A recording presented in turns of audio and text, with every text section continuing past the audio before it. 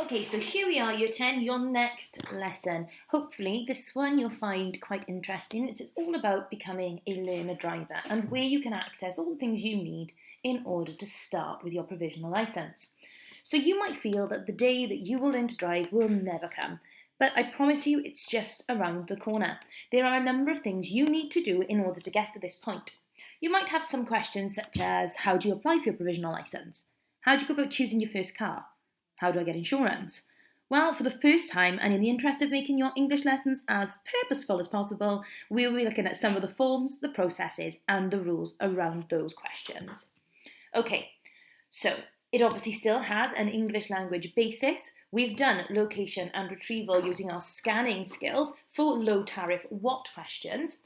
And now we're going to move on to sequencing. Okay, so we're not just going to forget about location and retrieval, we're going to do that as well, but we're going to introduce sequencing as a new skill. Now, sequencing essentially means to put things in order.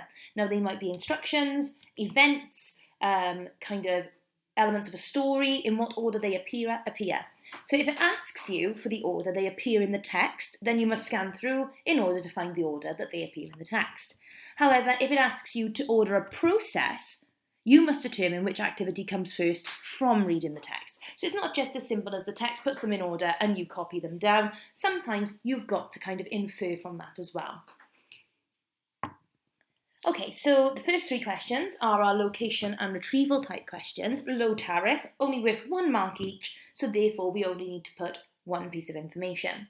So we've got 3 questions. How much does a licence cost when applying by post? What type of photograph must you send? What are the requirements of applying for your licence? And then our 4th question is a sequencing question. It requires you to sequence the postal application process, and it's worth 4 marks. It is worth noting with this one that if you get one wrong, you're going to cost yourself quite a lot of marks, because the chances are that then there are a number in the wrong order. And in a worst case scenario, you could lose all 4 marks. So be very careful when you're sequencing information. Okay, so we're going to have a look at the extract. So here it is, taken straight off the government website. Now, to get your first provisional driving licence for a moped, a motorbike or a car, you must go to the DVLA online.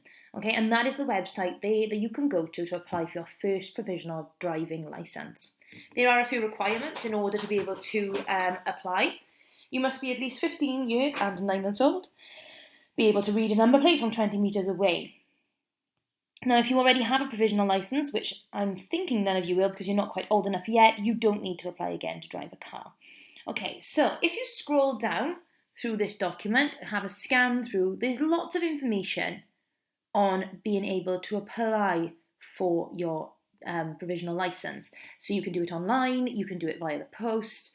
There's a few different ways that you can do it, and it's important that you know which is best for you. But it is worth noting that applying online is cheaper than applying by post. Okay, so in order to keep costs down, that might be something you want to think about. And remember, it takes around about 3 weeks to arrive. All right, and that's all done through the website at the top of the document. So this would probably be a really good time now for you to pause and go through these questions on that resource and find your answers.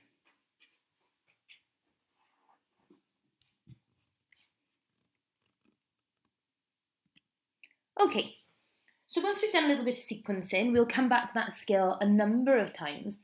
We're going to have a look at explain questions. Now, these tend to be worth between 3 to 8 marks, so they are a considerable chunk of your English language exam. They are very valuable marks, and they're quite easy to answer, providing you know how to do it. Okay, so it's important to remember, in terms of driving, that not all people are fortunate to be able to have a car for their 17th birthday. Whilst there are some of you that will be very, very fortunate and be able to go straight into driving, there are some children that aren't going to be as lucky. So a lot won't be able to afford a car for a long while. Maybe they'll have to work for a few years before they can save up enough money for that.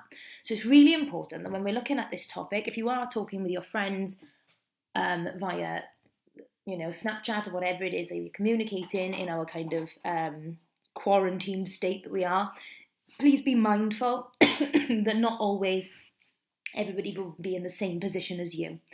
So, an explain question assesses your ability to show understanding of what you have read. All right, so if they ask you to explain, they are asking you to show your understanding of what you have read. You will quote what they state and then explain it. Now, it's really important that when you are asked explain why, you always use the word because. So if somebody asks you to explain why you're late, I was late because. All right, so that keyword because if they're asking you to explain why.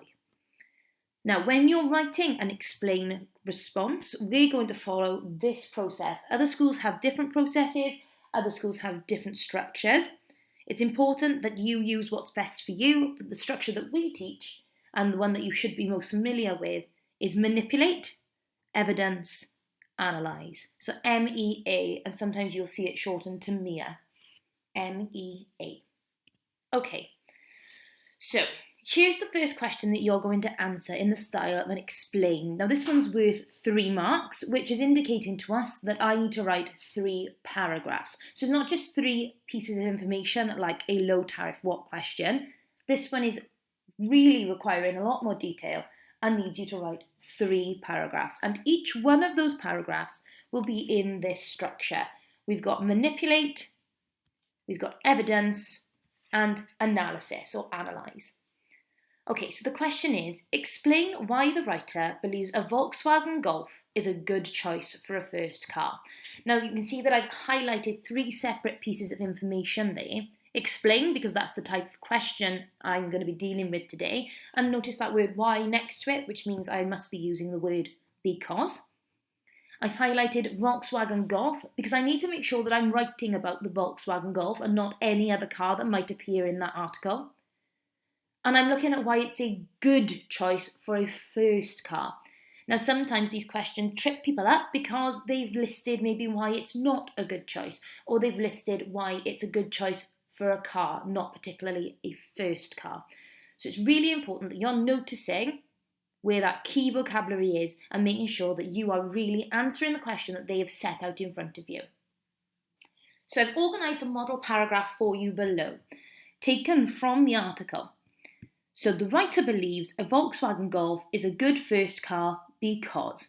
So there's my manipulation. I've taken the words from the question. I've got with the writer believes a Volkswagen Golf is a good choice for a first car. And then I've added that keyword because it's an explain why. I've added the word because. So the writer believes a Volkswagen Golf is a good first car because. Then quickly I've moved on to because it has a robust engine. So there is my evidence. I've taken that word, that phrase directly from the text. I haven't put it in my own words. I haven't done anything like that. I've taken exactly what the text has said and put it in quotation marks. So far I've got my manipulation and my evidence. The writer believes a Volkswagen Golf is a good first car because it has a robust engine. So you've shown me off the bat that you know why it's a good car. You need to explain. So this is my analysis of those words, robust engine. This suggests that the car is reliable, which is important for unexperienced new drivers. Okay, so I've recognised that the benefits of a robust engine for a first driver is that it's going to be reliable. Okay, because we're unexperienced as new drivers and we need a car that we can rely on. So the whole response has included the ingredients of my manipulation, the evidence, and the analysis. The writer believes a Volkswagen Golf is a good first car because it has a robust engine. This suggests that the car is reliable, which is important for unexperienced new drivers. So that would be your 1 mark in response to that question. Now remember, I need 3. It's worth 3, so I need to do 3 of those types of paragraphs. So I need to add 2 of my own. So what I want you to do is go to this extract and try to write another 2. So you've got my model and write another 2 of your own. This is a good time to pause the video because next I'm going to show you the answers.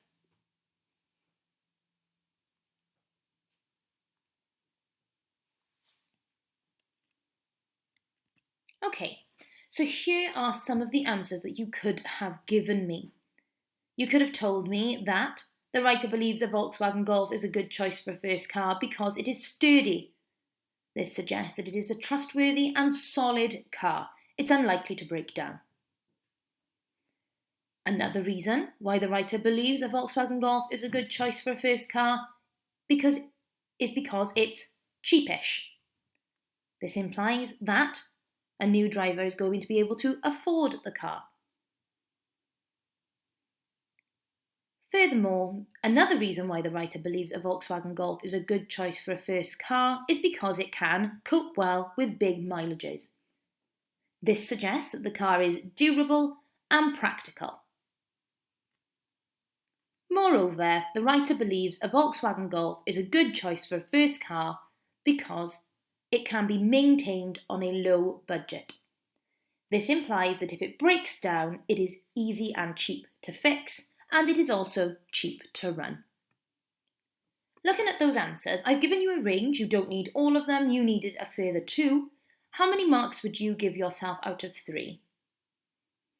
As your success criteria, I want you to make sure that you have used the structure manipulate, evidence, and analysis, and that you have used clear evidence from the text. Try to limit it to a maximum of 5 words. You don't need any more than that for evidence. And that your analysis is clearly linked to the evidence you provided. Okay, so one that you're going to do on your own, and we'll post the answers later. You have an additional text there. Explain why the writer believes a used car for under £3,000 would make a good choice for a first car. So explain why the writer believes a used car for under £3,000 makes a good choice for a first car. Now this is worth 5 marks, therefore 5 paragraphs. Remember, it is a mark a paragraph in an explain question.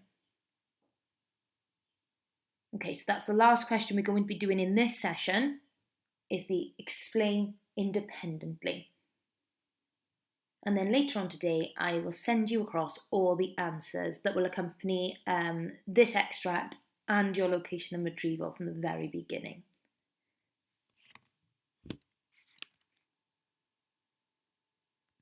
Okay, once you get those answers, it's worth having a look at metacognition.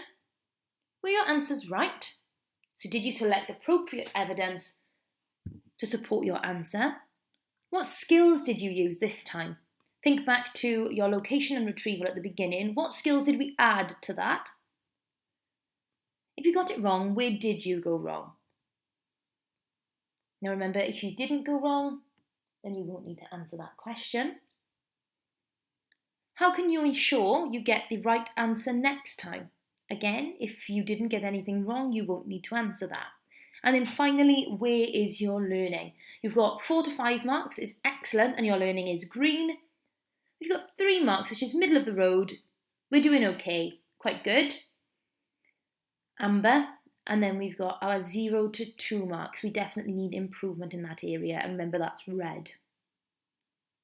Okay, so well done, Year 10.